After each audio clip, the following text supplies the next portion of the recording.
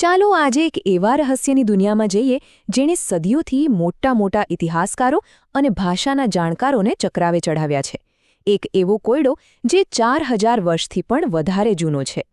જરા વિચારો, આ કોઈ ફિલ્મની વાર્તા નથી, પણ હકીકત છે.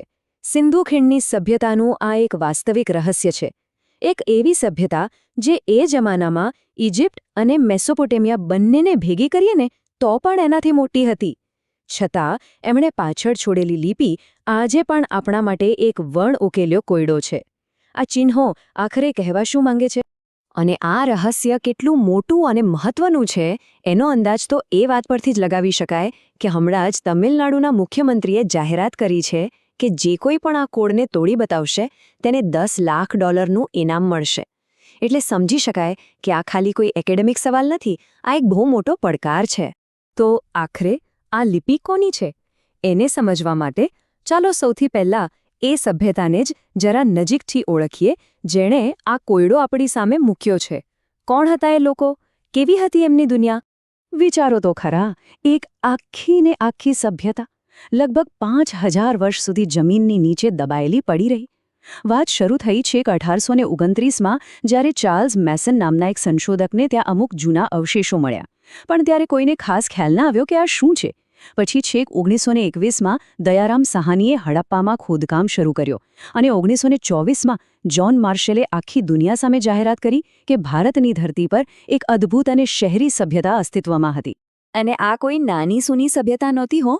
એનો વિસ્તાર લગભગ 15 લાખ ચોરસ કિલોમીટરમાં ફેલાયેલો હતો.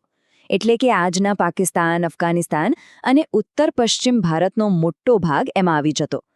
હવે આટલી મોટી અને વ્યવસ્થિત સભ્યતા કઈ ભાષા બોલતી હતી એના વિશે આપણે કશું જ નથી જાણતા. અને બસ આ જ વાત આ રહસ્યને વધારે ને વધારે ગહન બનાવે છે. હવે આ લિપિને ઉકેલવાની કોશિશ એ જાણે કોઈ જાસૂસી ફિલ્મ જેવી છે. આપણી પાસે કેટલાક ક્લૂઝ એટલે કે સુરાગ છે, પણ મુશ્કેલીઓ એથી પણ વધારે છે. ચાલો જોઈએ કે પુરાવા શું કહે છે અને પડકારો કેવા છે. તો આ કોડ કેમ નથી તૂટતો? એની પાછળ 3 મુખ્ય કારણો છે. પહેલું, આપણી પાસે રોઝેટા સ્ટોન જેવું કશું નથી. એટલે કે એવો કોઈ પથ્થર કે લખાણ નથી જેના પર આ અજાણી લિપિની સાથે કોઈ જાણીતી ભાષામાં પણ એ જ વાત લખેલી હોય. બીજું, આપણને એ જ નથી ખબર કે એ લોકો કઈ ભાષા બોલતા હતા. અને ત્રીજું, જે પણ લખાણો મળ્યા છે ને એ એટલા ટૂંકા છે કે પૂછો જ નહીં. સરેરાશ ખાલી 5 નિશાન. હવે આટલામાંથી આખી ભાષા કઈ રીતે સમજ? પણ આટલી બધી મુશ્કેલીઓ હોવા છતાં એક્સપર્ટ્સે હાર નથી માની. એક બહુ જ મજબૂત થિયરી છે જે આપણને દક્ષિણ ભારત તરફ લઈ જાય છે. સૌથી પ્રચલિત થિયરી એવું માને છે કે આ લિપિ કદાચ દ્રવિડિયન ભાષાઓનું કોઈ બહુ જૂનું સ્વરૂપ છે. એટલે કે તમિલ, તેલુગુ, કન્નડ જેવી ભાષાઓ જે આજે પણ દક્ષિણ ભારતમાં કરોડો લોકો બોલે છે. આ થિયરી મુજબ સિંધુ ખીણ અને દક્ષિણ ભારત વચ્ચે કોઈ ઊંડો સાંસ્કૃતિક સંબંધ રહેલો હશે. આ થિયરીનો સૌથી મજેદાર પુરાવો છે રીબસ પ્રિન્સિપલ. હવે આ શું છે? બહુ સરળ છે.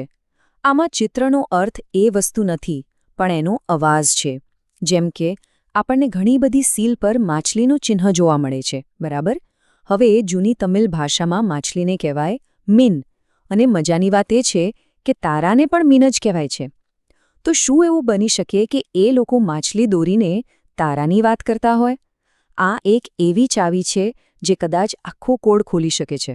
અને વાત અહીં જ નથી અટકતી. હમણાં થયેલી શોધખોળ તો આ થિયરીને વધુ મજબૂત બનાવે છે.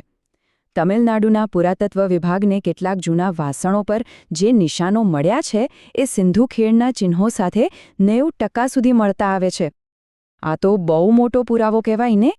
હવે જ્યારે એમ લાગે કે કદાચ આપણને જવાબ મળી ગયો છે કે આ દ્રવિડિયન કનેક્શન જ સાચું છે, ત્યાં જ વાર્તામાં એક નવો ટ્વિસ્ટ આવે છે. કેટલાક એક્સપર્ટ્સ કહે છે કે ભાઈ, 1 મિનિટ, આ કોઈ ભાષા જ નથી. તો આખી ડિબેટ 2 ભાગમાં વહેંચાયેલી છે. એક તરફ છે દ્રવિડિયન થિયોરી જે કહે છે કે આ એક બોલાતી ભાષા છે. અને બીજી બાજુ છે એ લોકો જે માને છે કે આ તો ખાલી સિમ્બોલ્સ છે, પ્રતીકો છે. કદાચ વ્યાપાર માટે કે પછી કુળ કે દેવતાઓના નિશાન.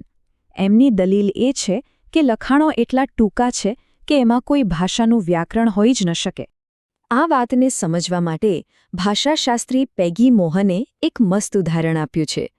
તેઓ કહે છે કે આ નિશાનો આપણા ત્યાંના ધોબી જેવા છે. ધોબી દરેકના કપડા પર ઓળખ માટે અલગ અલગ નિશાન બનાવે છે ને. એ કોઈ ભાષા નથી, પણ એનાથી કામ ચાલી જાય છે. ખબર પડી જાય કે કયા કપડાં કોના છે. બની શકે કે હડપ્પાના લોકો પણ વેપારનો હિસાબ રાખવા માટે આવા જ કોઈ સિમ્બોલ્સનો ઉપયોગ કરતા હોય.